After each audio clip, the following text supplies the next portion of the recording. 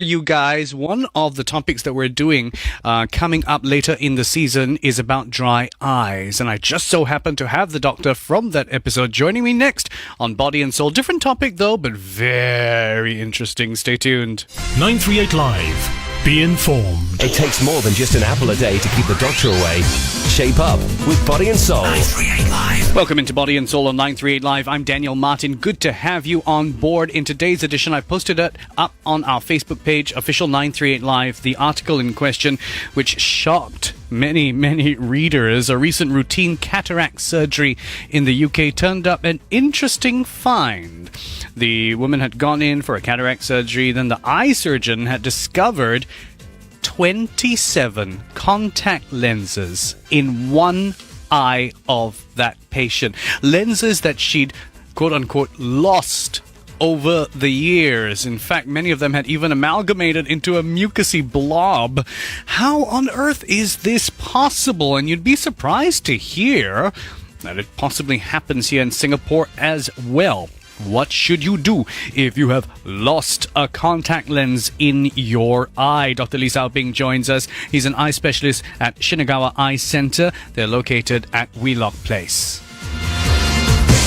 669-11938. Call in if you have any questions. Maybe you've lost a contact lens and you can't find it, or you don't know what to do if it does happen. Join the discussion. 669-11938. Dr. Lee, thank you so much for joining me. This topic has shocked so many people. I have to start. I mean, I know we haven't met the patient, you haven't seen any medical records, but as an eye specialist, can I just ask you, how is this even possible? Hi, Daniel. Thank you very much for having me on your show. When I read the article in the news, I too was very surprised.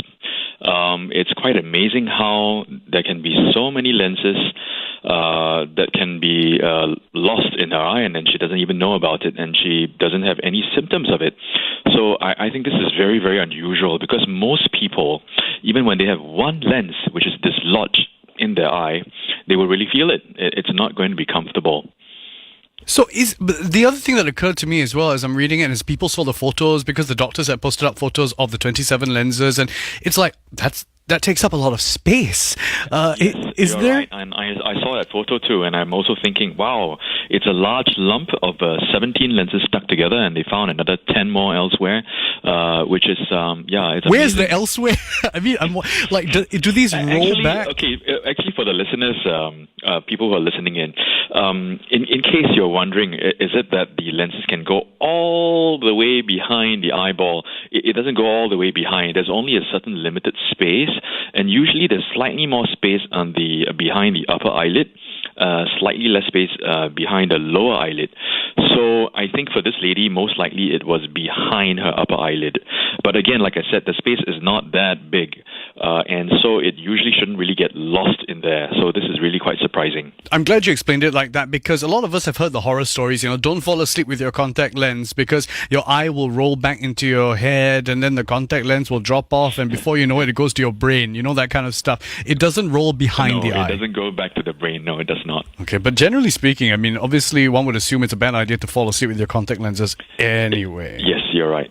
How is it possible that this woman described no symptoms? One would assume that, I know you say it's very rare and it's very odd that she described it that way, but like you said, one would assume there's pressure, there's pain, there's a lot of discomfort usually associated with this, right? Yes, with any foreign material in the eye, and which is out of position, and it takes up space within that, the eye, I'm sure the person will feel it when he blinks, when he moves the eye. There will be discomfort. So, which is quite unusual that this lady didn't have any discomfort at all. I know, I was shocked at that as well.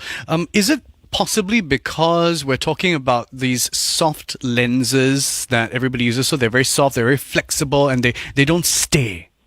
Although they are soft, and you're right that they can be so soft that it can be folded in half, but even soft lenses that are out of position will lead to discomfort.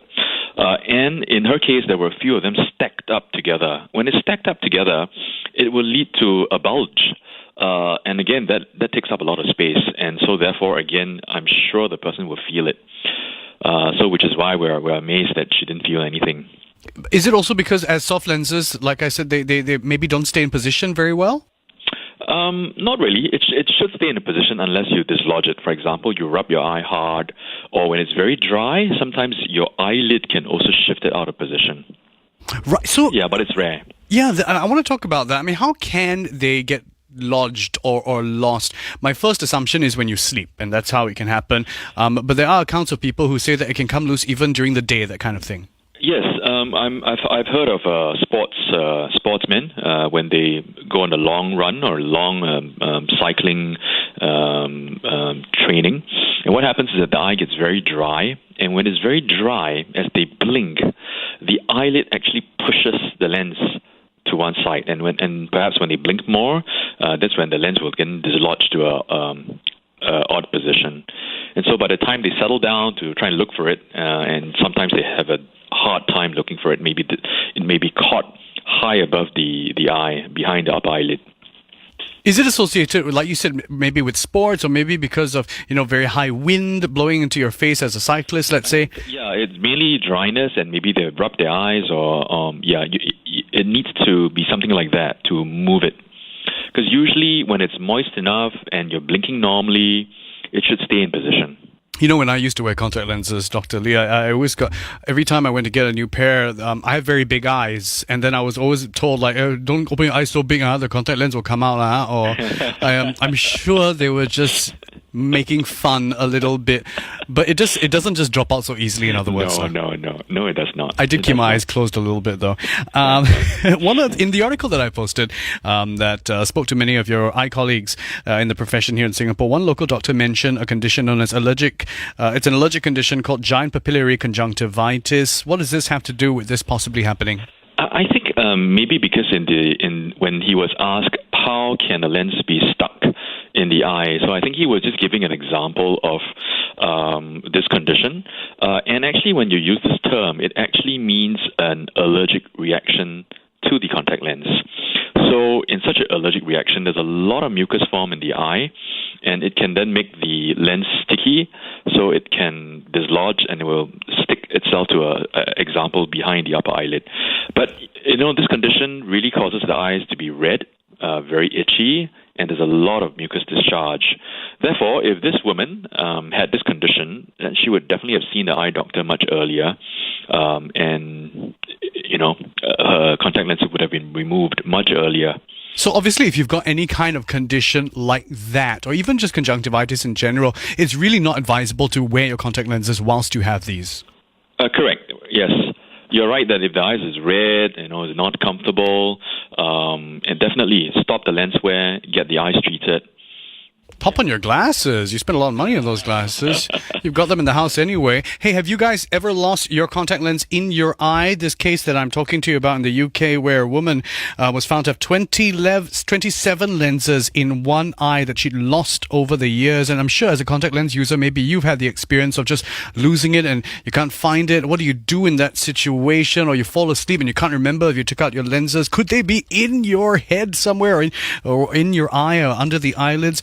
Well, going to find out more on what to do from Dr. Lee Xiaoping in just a moment. But just as I end off this segment, Dr. Lee, I have to ask you, have you ever seen anything similar in your practice? Oh, yeah, definitely. There would be patients coming in, for example, they would say they had difficulty taking out their lens, or that they would say they can't find the lens when trying to remove it. Another example is when they say when they remove it, and it tears, one part of the lens tears off, and after that, the remaining part, they really have difficulty removing it. So when they come in, of course, we have to look and see whether the lens is still in the eye. So yes, sometimes it's still there, sometimes it's not there anymore. And where is it if it's not there? We have to look all around. For example, we can evert the upper eyelid, turn it over, and then also ask them to look downwards. And there's also another easier way to look for it. We have a stain. It's called fluorescein. It's yellow in color. So when you put the stain in your eye, it actually stains the contact lens yellow, but it doesn't stain the white of the eye.